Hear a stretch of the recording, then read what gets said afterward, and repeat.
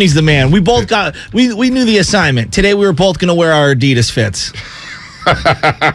He does love that Adidas fit, and he's showing the taco meat. Always. He's showing the taco meat. Forgot the crucifix today, but man. It's okay, Chris from Sopranos. Tasanti, Christopher. R.I.P. Rest in peace to him too. I still say that's one of the most nefarious scenes of all time when Tony just squeezes his nose with all the blood and everything. Oh man! By the way, we have a special guest on the line, and yesterday we paid our respects to Dave Stewart, who got his number retired with the Oakland A's. Long overdue. But one thing that was long overdue, and you see all these guys into the Hall of Fame, you know, John Stockton and Gary Payton. But a lot of those guys say the toughest matchup for him was Tim Hardaway Sr. And last Saturday, Tim Hardaway Sr. finally got his due with Mitch Richmond and my man Chris Mullen on the side of him. Run TMC is finally in the Hall of Fame together out in Springfield, Massachusetts, Naismith Memorial Basketball Hall of Fame. Finally inducted Tim Hardaway Sr. here on the roast. We had to pay our respect. I tried to get you on last Friday. It was a football Friday, but you know what? You were probably busy, and I knew you smoked a good cigar Saturday night. Tim, congratulations. Welcome back to the roast, man. It must feel good to be called a Hall of Famer. Yeah, it's great. It's beautiful. It's great to be called a Hall of Famer. You know, it's still, I'm still trying to resonate. You know, still trying to, you know, feel it. You know, but you know, it's fun. I had fun this past weekend with all the past Hall of Famers, all the new Hall of Famers. Went in with a great class. We all are humbled and thankful. And you know, it was just a blessed weekend, man. And I just thank everybody that paved this way for me from Chicago all the way through college, through the NBA. You know, I just praise them and thank them and make sure they understand without them, I wouldn't be where I was at without them. Well, you grew up in Chicago. Look it up to Isaiah Thomas. How surreal was it to be a young man from Chicago, working your way to UTEP, and then on the right, up there on that podium in Springfield, Massachusetts, you see Isaiah Thomas?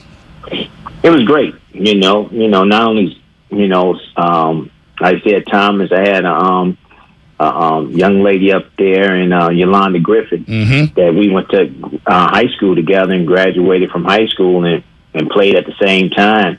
And who would ever thought that, you know, two people from the same high school in a Hall of Fame, you know, back-to-back years. So, crazy. You know, it was just a wonderful feeling. You know, mention Chris there, you know, of course, but, you know, Yolanda Griffin and myself from the same high school. Yeah, wow. You know, that's big time. You know, we tried in tribulations, man, fighting. You know, trying to get away from gangs, trying to stay away from drugs, trying to go the right direction, you know. But we had great people behind us to keep us steady and forward, make sure we understood how to go where we need to go. But, you know, Isaiah, you know, I've been watching Isaiah since I was in 6th grade. Right. You know, and he was my basketball idol, and I patterned my game. Well, I tried to pattern my game after him and, you know, do everything that he was able to do in his career. So, you know, it was just great. It was just great to have all four of them up there. I wish I had tiny Nate Archibald up there, but he's under the weather. And, you know, we all wish him well, and we love him, like I said, and, you know, speedy recovery to him. You know, it's so hard in real time to, like, feel like, oh, I've accomplished something, and now there's so much time has passed since you last played a basketball game to get into the Hall of Fame and to be there next to Isaiah Thomas and to finally get that acceptance. Have you had an opportunity to kind of reflect on the highs and the lows and the entirety of the journey to get you to this point? Does it mean a little more, I guess, having waited this long? Of course, it means a lot more. It means, you know, to have my parents there. You know, you know, I wish Henry Thomas was there with me, but I had his family there.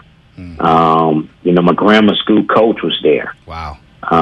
You know, so that's what it meant to me. You know, it meant that they was there, and I can enjoy it with them because they saw it happening, the fruits of the labor. They saw it happening in the beginning. You know, my parents saw it happening in the beginning. My grammar school coach saw it happening in the beginning. You know, Henry Thomas saw it happening in the beginning. You know, that, and Bob Walters, my high school coach, saw it then, you know. So for them to be there and to celebrate with me, that was more special than anything. I wanted them to be there because it's about them. It's not about me. It's about them and helping me to achieve my goal. Well, now that you've gotten, all of that glory, because you deserve it, clearly, there are times in my life, and maybe you're not like this, but you remember specific people denying you or saying that, like, you wouldn't be able to accomplish X, Y, and Z. Were there anybody or a particular person that you were thinking about, like, yeah, look at me now? Every day. Who was that person? I'm not gonna mention no names because I'm not gonna single them out like that. Right. But yeah, every day, man. It was, every day. I know who they are. They know who they are. I can't say what I want to say on radio. Right. No doubt about that. But Tim Hardaway Sr. here on the Morning Roast as we celebrate his induction into the Naismith Memorial Basketball Hall of Fame.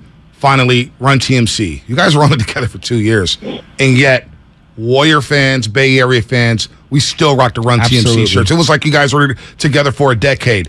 What did it mean to look to the left and see Mitch and Chris there? You knew they were going to be there, but they had the dope kicks on, by the way. Mully had those dope Nikes on. Mitch was dapper. To see your boys still rocking with you to this day. You guys played together 30 years ago, and you guys are still brothers. What did that mean to have Run TMC there with you, or Mitch and Chris? We family. We always been family. We're going to always stay family. Our families.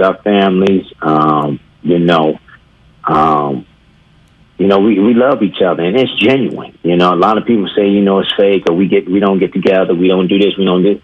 But this is genuine. Yeah. And for them to be there, and for them to want to be there, and for them to always talk about, me getting into the Hall of Fame, and I should be in, and should have been in, and stuff like that. Advocated it. That's the brotherhood of Run TMC. What did it get emotional? Because I've been working with Chris now for 2 years on the television side, and every day, whenever your name gets brought up, he's like, he needs to be in the Hall of Fame. What did that mean to have him advocate? Because Chris Mullen has a lot of juice in the league, but he advocated hard for you, and it felt genuine that he was advocating for you to be in the Hall of Fame. Yeah, I mean, if I'm gonna tell you this, Chris, if he don't think that you should be in the Hall of Fame, he wouldn't say it. Yep. And he wouldn't put it out there.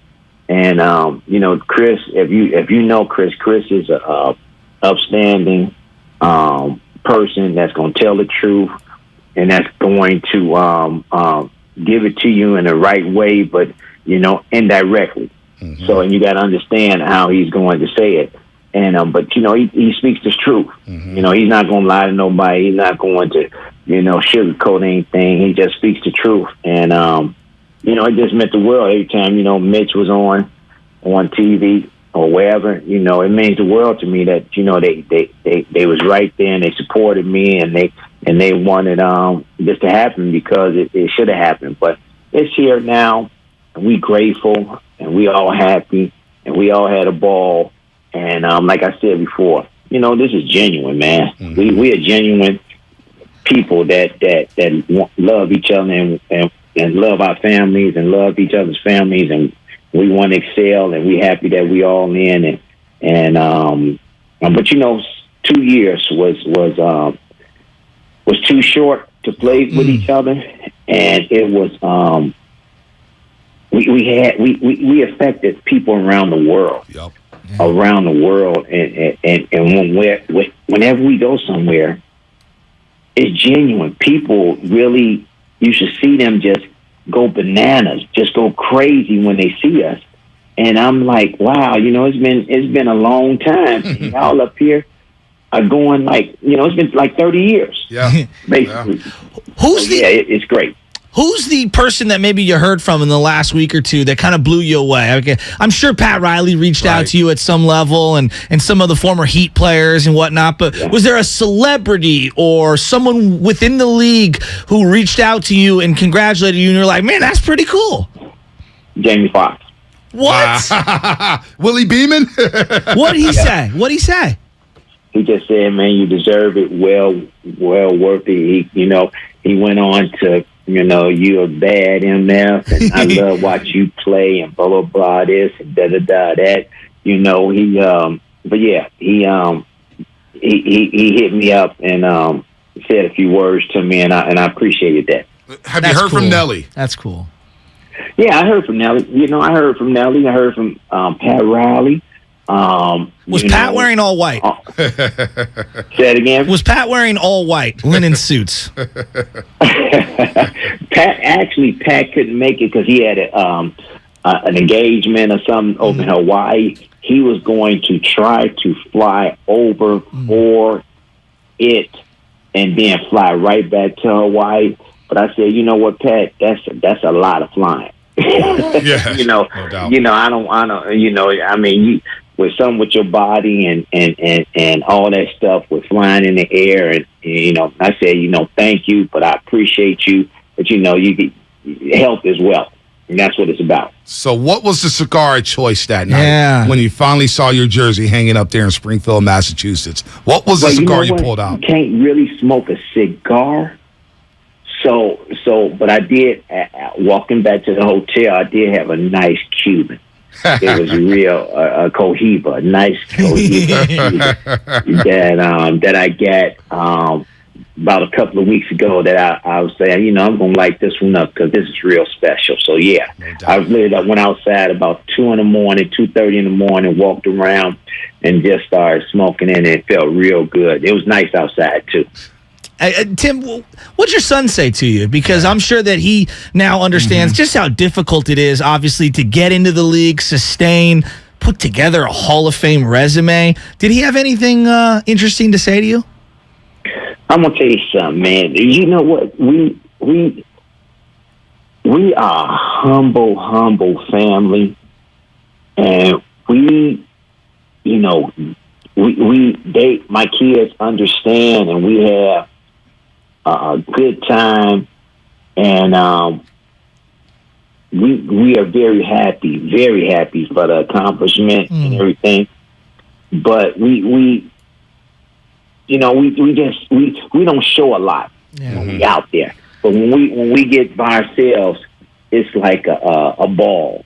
It's like we yell, we scream, we talk, and we like you're in the Hall of Fame, Dad. We in the Hall of Fame, Dad. That's awesome. And it's funny because they having more of a ball than I am. Yeah. they enjoying it more than I am, and that's what it's about. Watching them enjoy it and seeing them having fun about it. And your son hopefully is healthy coming into training camp because they certainly missed him in the Western Conference Finals. I remember when he got hurt at Chase Center, Bully ran down to the locker room to check on him. That's when you talk about family. Bully went to go check on him right away, and he felt bad about the foot injury, but he should be back, and the Mavericks should be a factor again in the Western Conference as the Warriors try to defend their championship. But go ahead. I was just going to say, from Warrior fans to you, Tim, just congratulations and thank you for all the memories and just being somebody who loved being a Warrior. And it was an era that a lot of guys didn't love being a Warrior, especially during the dark times. And just thank you for all the memories, man. All right. You're welcome, and thank you. I'm going to tell you this. You know who made all this possible is playing in front of the Warriors fans and how energetic they were.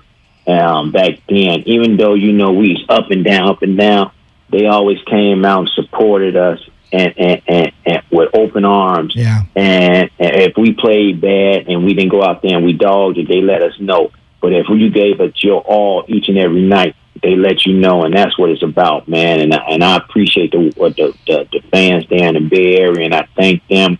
Thank the Golden State Warriors organization all the time, and I thank you all the time because, like I said, man, y'all made it possible for us to go out there and play, and and we had fun with it. It's good to know the killer crossover is finally in Springfield, Massachusetts, in the Naismith Memorial Basketball Hall of Fame. Tim Hardaway Sr., congratulations again. Congrats. You're now a Hall of Famer.